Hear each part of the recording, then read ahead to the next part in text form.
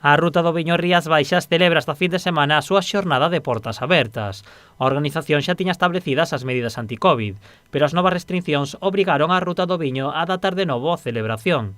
Por este motivo, cancelarase os autobuses do Viño. Los autobuses estaban completamente llenos desde los primeros días en que los sacamos al público. Hemos intentado informar debidamente a todos los usuarios, ya se les ha enviado un mail de cancelación, ya están actualmente casi el 90% de las entradas ingresadas de nuevo en las cuentas de esos usuarios y ahora mismo estamos llamando a todos ellos para reconfirmar que hayan recibido ese correo electrónico y no causarles ningún impedimento, ¿no? As adegas xa están preparadas para adecuarse ás novas restriccións.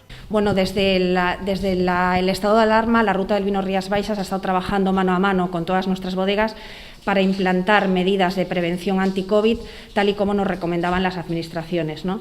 Se ha formado a todas las bodegas en esos manuales elaborados por la Xunta de Prevención de Riesgos ante el COVID en bodegas y se ha también implementado otros manuales publicados por el ICTE. Todas las bodegas están muy bien formadas sobre esas medidas y ahora mismo las bodegas de Rías Baixas están muy preparadas para recibir turistas de una forma segura. Os interesados en asistir á Ruta do Viño Rías Baixas terán que poñerse en contacto directamente coas adegas.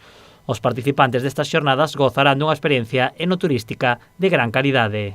Hombre, se van a encontrar con experiencias no turísticas, yo creo que de gran nivel, ¿no? A través del proceso de elaboración de nuestros grandes vinos Rías Baixas pueden vivir una experiencia muy completa, ¿no? En familia, en pareja, con amigos, siempre manteniendo esas restricciones que anteriormente he indicado, pero desde luego que les animo a disfrutar de esas experiencias y a convertirse en prescriptores de Rías Baixas.